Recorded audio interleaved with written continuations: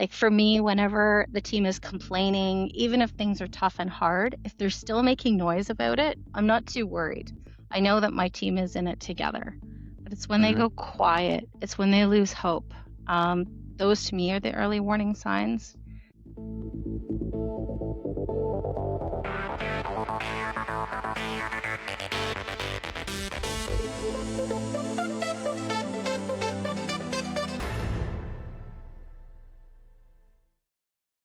Welcome to the Oddinary. I'm your host, Morten Sørensen, and today we're going to talk about what it actually means to lead a marketing operations team. Not manage the tools, not own the stack, but genuinely build something people want to be part of. My guest today is Olena Dingeldein, a strategic marketing operations leader based near Toronto in Canada. With over 25 years of experience across media, publishing, and B2B SaaS. Her career path is one of the more interesting ones I've come across in this community. She started in accounting and circulation, moved through production management and audience development and Rogers, where she spent nearly 14 years before eventually making the jump into marketing operations leadership at FreshBooks, the Canadian accounting SaaS unicorn. There, she led a team of 5 and spent nearly 5 years building the operational foundation for a company scaling toward a global market. What sets Olena apart is how she thinks about leadership. Her tagline says it clearly. She sees puzzles, not problems. And at the core of everything she does is a belief that the health of your team is the most important metric a MOPs leader can track. Olena, welcome to the Ordinary Marketing Ops podcast.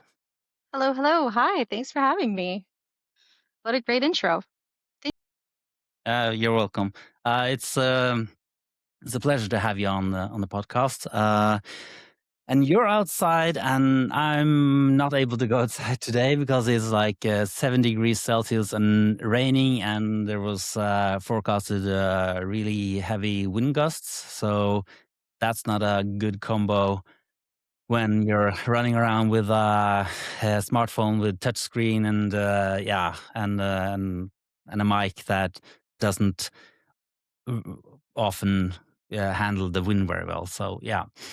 Yeah, But no, anyway, we're lucky with the sun today. We had rain all last week. yeah, we had actually if it was yesterday, we could I could go outside and record, but today it's not possible.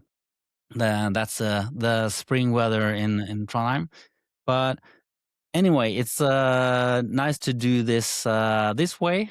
First one for the ordinary to have one inside and one. It's like a semi-remote hike. Uh, um, we'll just I think dive into the first topic because Olena, you describe yourself as a people first leader, and you've said that team culture is defined by how you show up for your team, for your customers, and for the other teams around you. That's a specific definition. Where does it come from? It comes from many, many years of being on teams and not maybe feeling like you're supported or maybe not knowing what's going on. So it really comes from a place of where I want to fit in and the, I guess, assumption that my team would like something similar.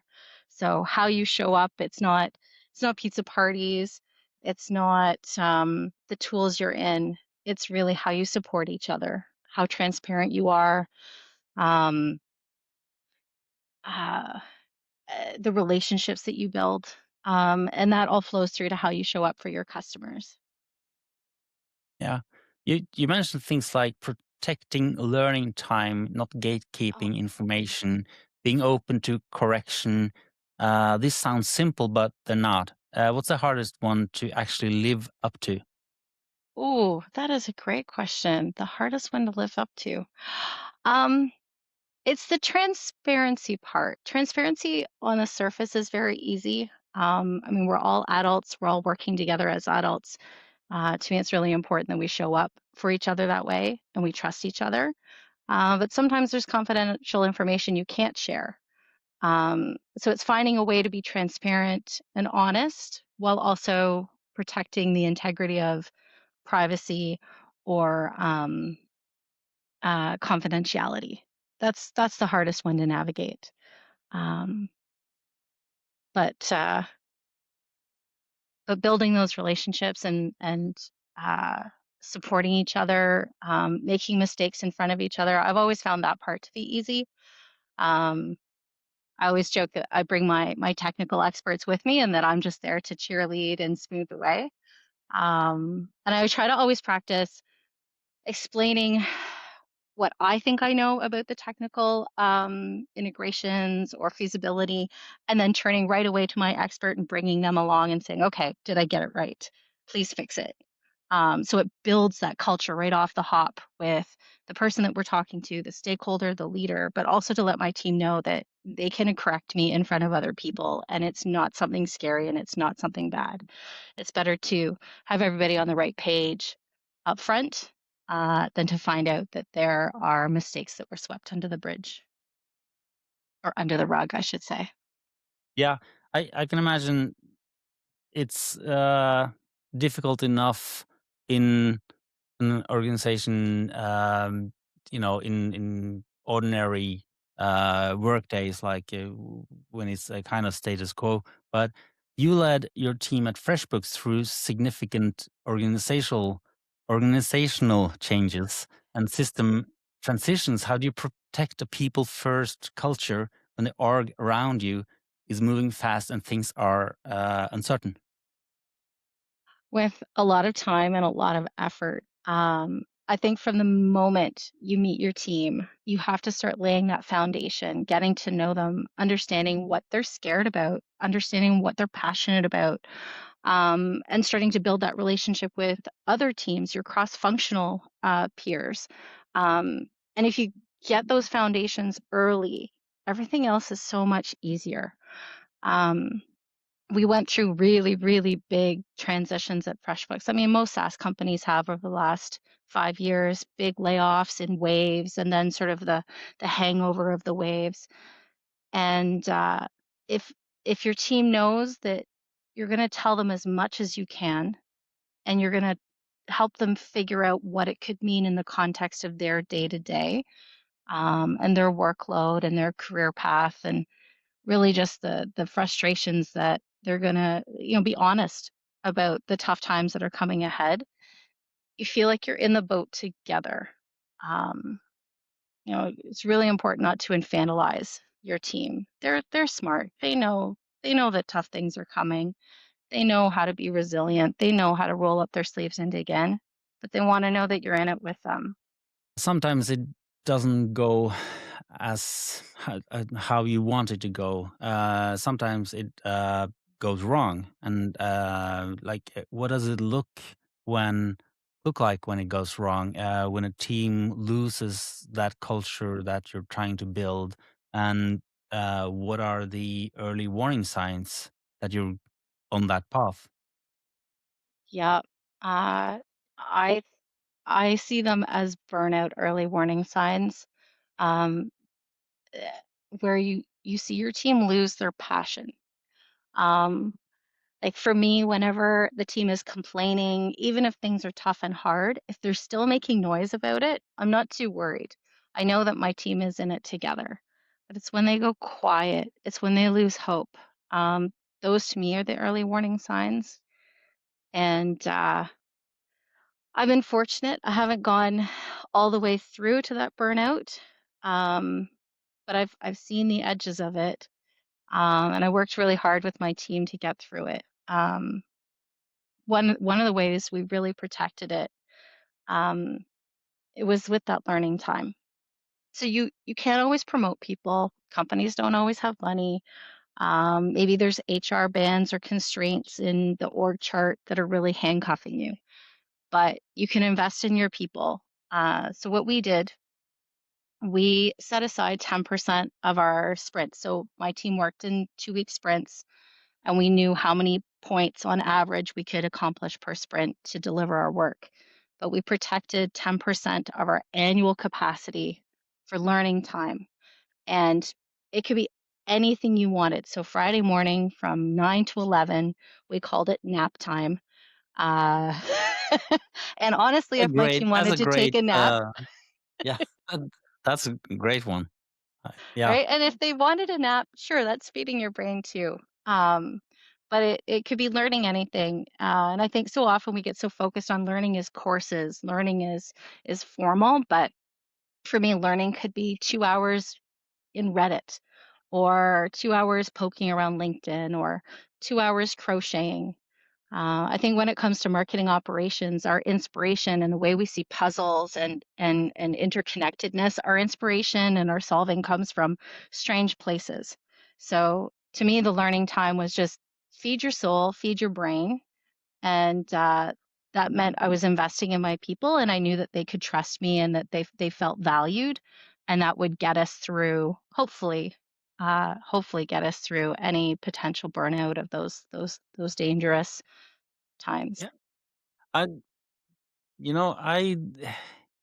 I love the like that term nap time, and that you have blocked out time for learning and everything. But um I kind of in my experience, I have seen that those kind of initiatives are actually the first one to go when the team gets stressed, when you have uh, a lot of stuff happening. Because yeah, in your case, I'll do the nap time next week, or you kind of postpone uh, that part because that's just nice to have. How do you make it a need to have that isn't able to be postponed? It needs to be on the calendar so that people actually take time to do that, and not kind of yeah, if you understand. Yeah, absolutely. And I'll be honest, some weeks we did sacrifice nap time. Sometimes you just have a really high priority project and you have to put in the extra time against it, which is why we tracked it more annually. Um, we made sure that nap time was a formal KPI for our team. So we tracked 10% of our capacity was dedicated to learning. And overall, our framework of how we broke up our work is something we tracked very closely. So we put 55% of our capacity towards running the business, executing campaigns, driving revenue. 15% of it was kept towards keep the lights on and maintenance, and that was a buffer that we always kept empty in our sprint planning and our weekly planning in case something last minute came up, an incident or something that broke. We wanted to always have some breathing room. And then 30% of our capacity was dedicated towards building the foundation. I think so often we're so focused on driving the business, driving revenue, um, that we forget that to scale ourselves, to scale our systems, our tools, our capabilities, that includes scaling our people. And so that Yeah, 30% was towards our foundational items, our tools, implementing tools, fixing integrations, cleaning up data maybe, but also that learning time. And we formalize that tracking. Um, and at the end of the year, we look back and maybe we didn't always hit 10%, but it was always something that we strive for. that is actually the most formal formal thing I've heard regarding self education, or like um, yeah, building in or investing in people, having it as KPIs. Because it's everywhere I've been working, it has been more like, yeah, and we also want you to do that, but you're not measured on that. We don't have any KPIs, because business is business, and that's like, well, nice to have. And then it ends up, you end up doing the stuff, or focusing on the stuff you're measured on, right?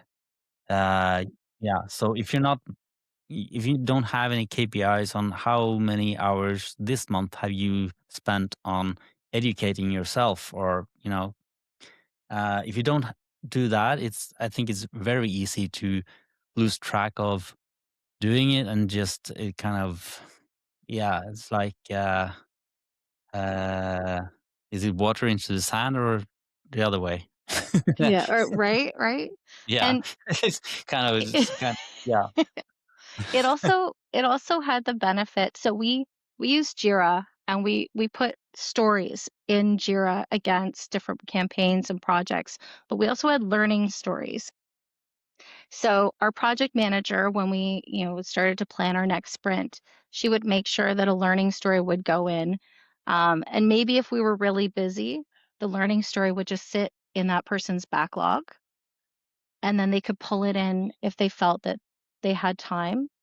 So sometimes it was maybe potentially sacrificed, or sometimes we weren't able to fit them in at all, but they were actually had a place on our Jira board. They had a formal place. And then the cool thing is, at the end of the year, as you're looking back, you're doing performance reviews, you're able to say, okay, well, look, you did X number of points in learning. Maybe you added some notes. They're able to look at it themselves, and they know what they accomplished as well. They're like, oh, right, I did a webinar, I did a conference, I got to read a white paper, I got to listen to the Oddinary, uh, whatever the learning is. Yeah, I love that. That has been absent, to be honest, from any of the companies I've been working in. And I feel, I don't have a crystal ball, but I don't need that to say the next thing. In Play MOPs, my own company, that will be something that will end up in to be measured. Um, I love that. But talk about measurement. The You wrote something that I found really honest. You wrote that you're uncomfortable reporting on business KPIs like revenue, churn, and leads because your systems make those metrics possible, but you don't control them. That's a tension that I think a lot of MOPS people feel but don't say out loud. How do you get comfortable naming it like that? Oh, well, I mean, radical transparency and honesty, I guess. Um, it's it's comfortable to say it within our community. It's very hard to say it to the leaders that we report to, Mm. Yeah. Shh. We don't have leaders listening to this podcast, so you're right? safe. And I've always struggled on what would um it's the balance between what you report on to make sure that your team is healthy and performing at peak versus convincing the business that your team is performing at peak and contributing to the, ultimately the revenue outcomes. And honestly, if the business isn't making money, somebody didn't deploy a campaign. So uh, to me, the table stakes are deliverability, open rates, rendering. Like, yes, you asked us to deploy campaigns. We are check mark at the very basic, doing our jobs. Mm. So how do we turn, it's something I struggle with. How do we turn the health of our teams, like their happiness score, their learning score, and the health of our systems, um, into something that leaders are excited about? I haven't cracked that nut yet. I'm open to ideas. Yeah, I you know, I don't think there's, or at least I don't have the direct connection between the two, but it's like we have a saying, or there is a saying. I'm not sure it's based kind of coming out from Norway, or but you have like, if you have happy colleagues or coworkers, you have happy customers. Because if you make sure that your workers, your employees are happy and kind of can do their work, they will help the company make money. And why? Because they ensure that the customers of the company are happy too with the company and what they're selling and etc. So I think there's um, it it's if you compare it to um, kind of trackable metrics in marketing, it's kind of like brand marketing because you can't track brand marketing, but everybody knows it is not bad. It's you need to have brand marketing, but you can't track it. Or it's like before we had digital marketing. Yeah, you need marketing, but you can't track the results in a good way. So, but there is some connectors there. If you don't do this, this will not happen. So, yeah, Right? If everything's humming perfectly, then there are no problems and you can't see it. yeah, Uh, yeah, very difficult. So I looked internally. I looked at my team velocity. So how many projects are we taking in? How many are we accomplishing in our sprints? And it was more of like an internal measurement to see how much my team had on their plate, how many different projects were they context switching a lot, because a lot of context switching will eventually lead to burnout. um, were they estimating the size of a campaign bigger or smaller than what it actually netted out? So those were leading indicators of potential burnout.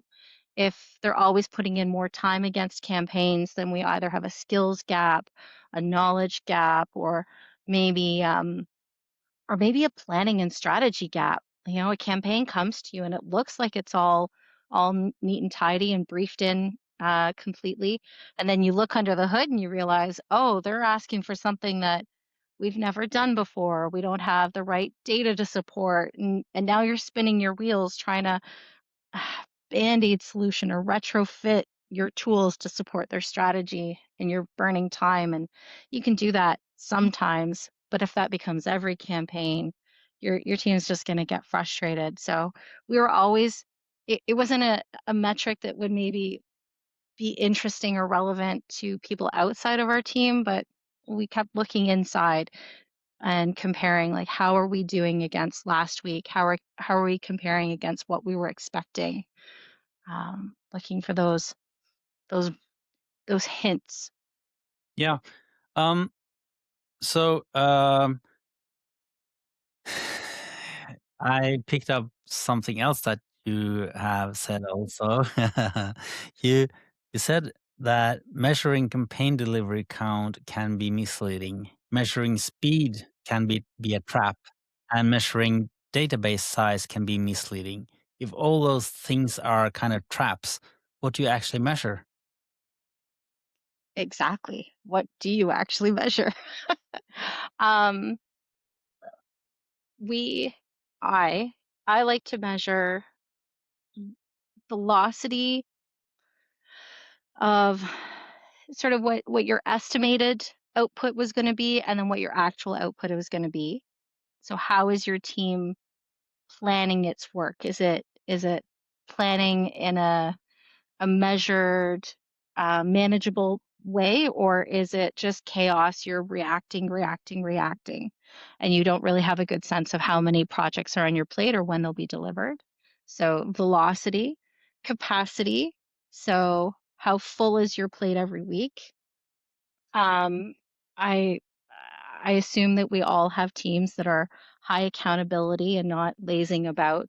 So my assumption is if you have things on your plate, you're always working on them. So how full is your plate? It might be one really big campaign. It might be many small campaigns. But how's that capacity doing? And do we have room for unexpected surprises? Uh, so, And yeah, do you have like dashboards for that? I do. It's What's on those dashboards? I love dashboards, but what do you have on them, and what does those dashboards tell you that traditional MOPs metrics don't? If that's the right ah, question. yep. So Uh, we use Jira. And so every campaign is broken into its own distinct unit. So into stories that support that campaign. And we put points against those. And as they're completed, it gets bucketed into a few different places. So the velocity is something that's just out of the box in Jira. You can always see how your team was planning on doing and how it did, and you can see about a rolling, I think it's rolling 7 sprints. So that's out of the box. That's something you can plop up there. But what I like to put in my dashboard, my executive dashboard, was capacity. Mhm, When you take vacations out of the way and you take maybe staff holidays and things, like how much work could we actually do every week?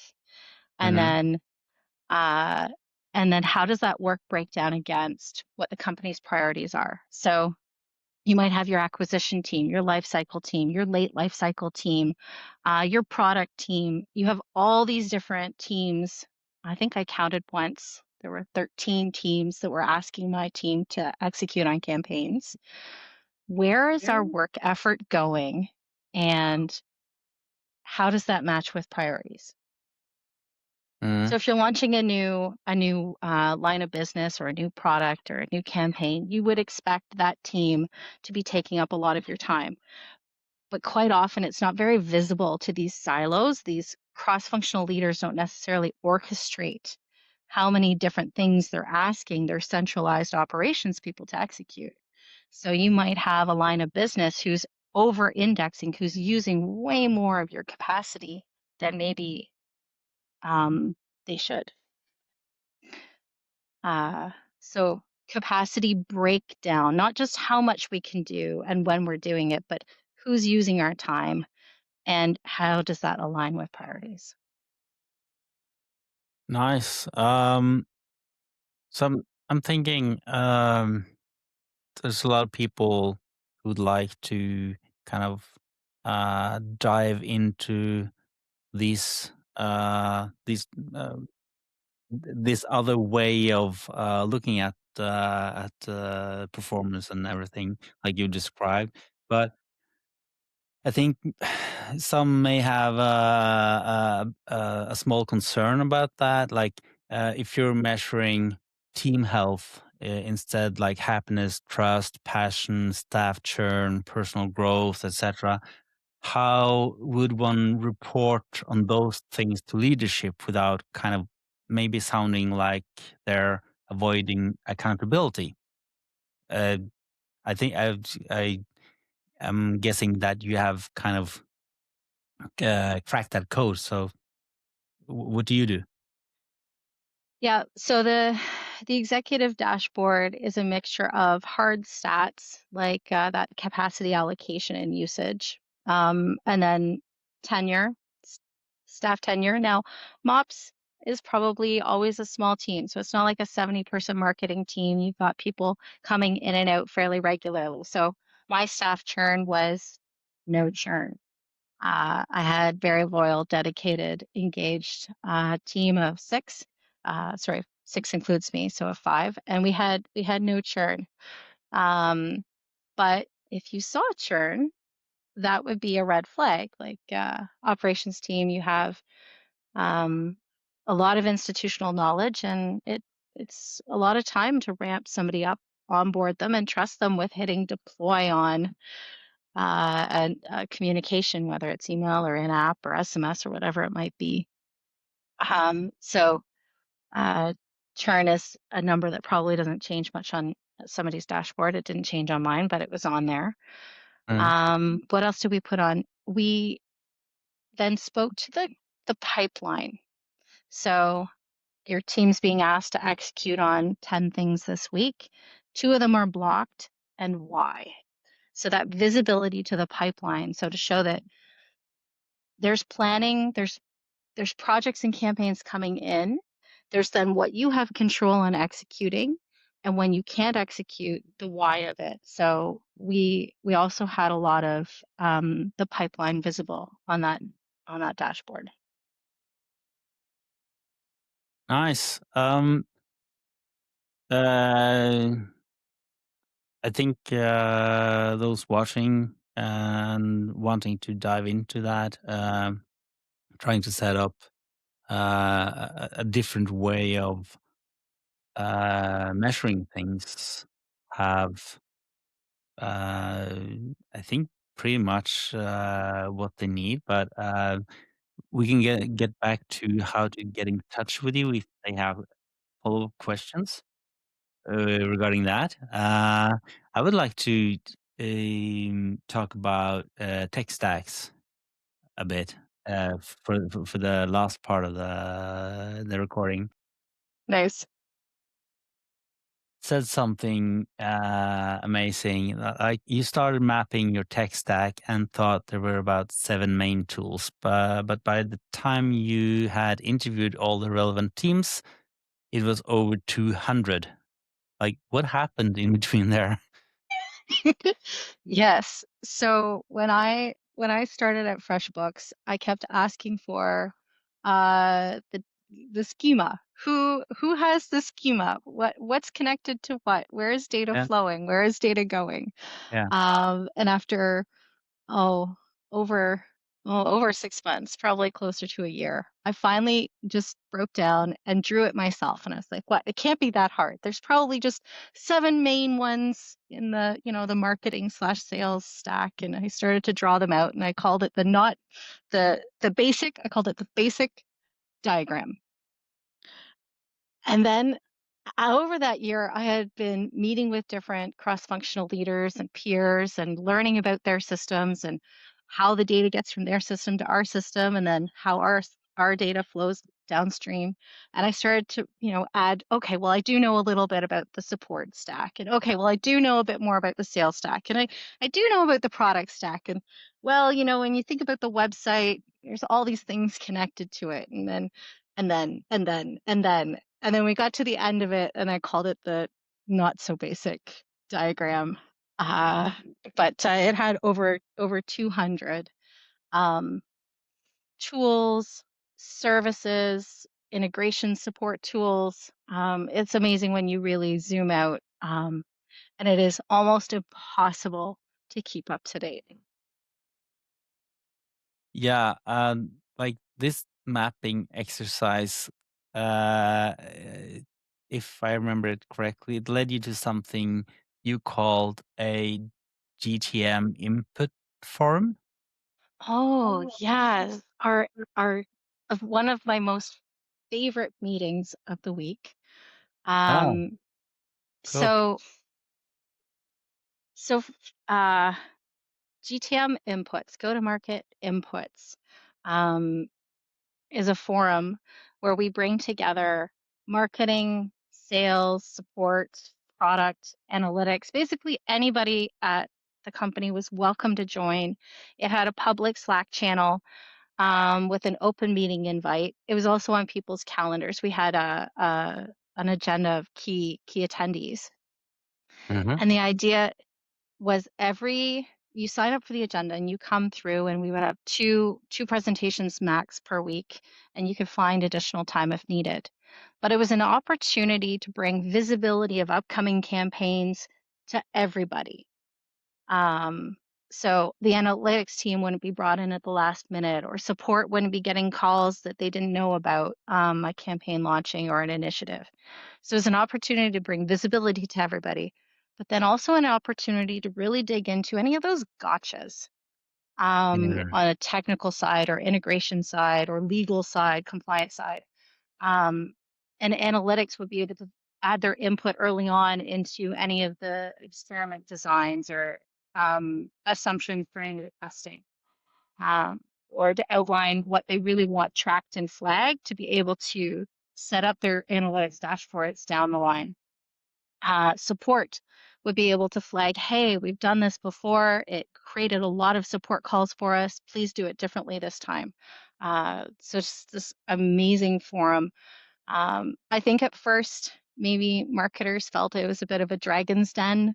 Come and pitch your campaign and then have 1,001 questions come your way. But it was really about strengthening the campaigns and making them more successful than they could have been uh, if they'd just been wash, rinse, repeat, Band-Aid solution, not quite fitting into the tech stack feasibility that we had.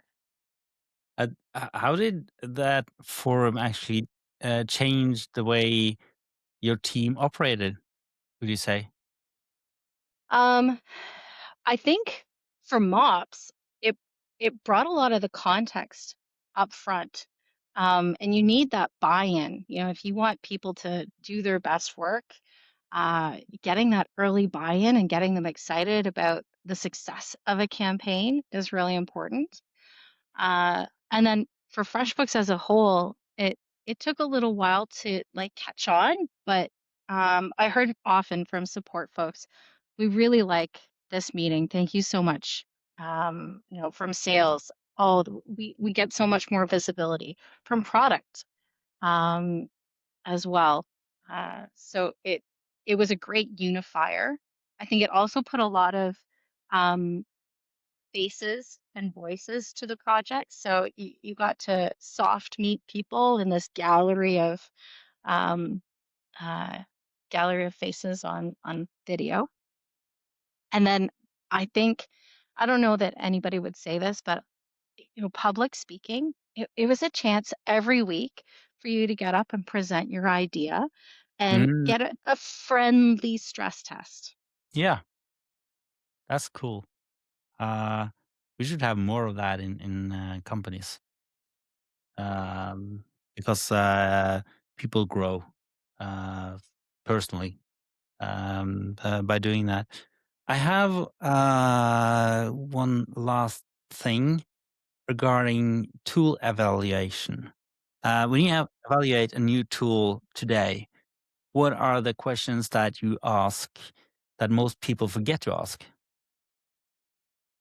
I think so often we jump into a tool. We've got this idea of what we need it for, but really at the end of the day, what are we trying to solve in our uh, for me, it's not about tools, it's more about people and process.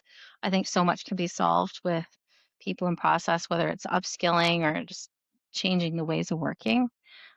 So if you're getting into a tool, it's like what really is that tool going to solve?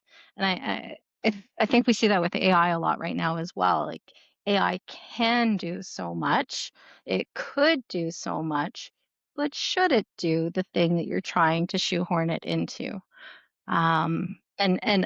I mean, I'll happily sit and spend hours to automate something to find the right formula or the right way to save myself time down the road. So it's not about AI not being useful, but it's shiny and exciting as any new tool might be. And so often we already have tools that just aren't optimized to their fullest capability. Um, I've worked very hard to push the usage of tool to its max to make sure teams it's more democratized that all teams get access to use it for the thing that it could help their team with. You take an in-app messaging tool and discover that it's actually a product analytics tool. And why Mhm, is a marketing team using a product analytics tool? Well, maybe initially it's because the analytics team, maybe marketing didn't have Wholesome Analytics, and then they realized they could use it to push in-app messages, but we've got a whole product team that doesn't have access to it. mhm, So what can your tools already? What is your tech stack already capable of doing, mhm. and what are your people actually struggling with? Where's the real friction? And Yeah, keep that focus on what your ultimate outcome is, yeah. Kind of looking at the real use cases, not the fancy use cases that the tool are trying to sell you. right? Yeah. Good example. My team was tasked with setting up SMS. Okay, Mhm, great. Go through 8 months of application and shortcode setup and team training and setting up their governance model and all the bits and pieces. Not a small undertaking, and it's not cheap. And then nobody was able to answer a fundamental question that I had. What are we using SMS for? as a B2B SaaS company, what are we gonna use it for? Like, yes, if you have a package being delivered, SMS. If you need to authenticate, yes. If you have an important product milestone that you need to like, oh, yep, you just made $1 million, or your client just paid you, or whatever it is, great. But marketing wise, why is a B2B company using SMS? Yeah. Nobody can answer that. No, uh, some companies do, but they could also for sure answer that question.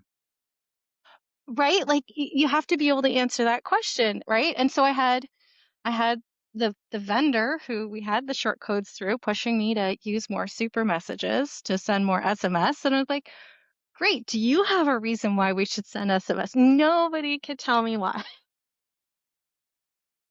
I'm afraid to ask the outcome of that story, but Actually, it's a good news story. OpEx savings.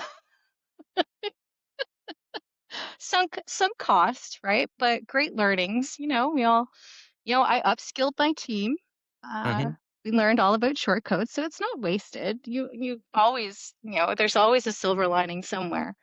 But ultimately, the company set up a channel that we didn't need and could have probably set up differently. Yeah, real classic.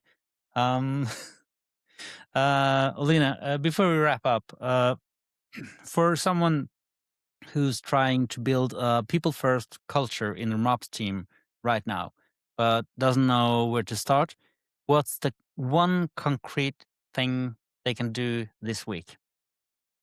Oh, one concrete thing. Um, well, not be scared to be yourself. Mhm, If you're authentic or inauthentic, your team will figure it out. Uh, Coffee dates. I highly recommend coffee dates and mhm, building up those relationships because as you build those, um, you have more accountability, more skin in the game. mhm, And those relationships, I think, are what helped me show up as a better person. mhm. Coffee dates. Love it. Coffee dates.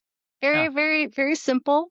I mean, I could talk about reading all kinds of management material and following different influencers or different advice columns or leaders. But I think really being a people first leader means that you're prioritizing your relationships and you're showing up authentically um, and that accountability piece is really big for me. Um, Yeah, I like it. And that's also really low hanging fruit, I would say, to start with. So you don't need much. You need a cup, you need coffee right? or tea, water. It's all about actually the conversation. So yeah, cool. Um, Olena, where can people find you? I think the easiest way is on LinkedIn. I don't post a lot, but I do lurk a lot. And I'm more than happy to take questions. DM me anytime. Yeah, I'll leave a link to your LinkedIn profile in the comments or in the description. Lovely. Um, okay, cool. It was really, really nice to have you as a guest today, Alina. Um, so, thank you for being on the Ordinary Marketing Ops podcast with me today. Thank you for having me. This is such a lovely conversation and great questions. And I, w- I love being able to talk about the amazing team that I got to support. Yeah, I think you have a very lucky team to have you. So, well, thank you for today, and hope to see you soon or speak to you soon. Um, That would be lovely. have a great day. Yeah, thanks, Morten. All right, take care. Take care. Bye.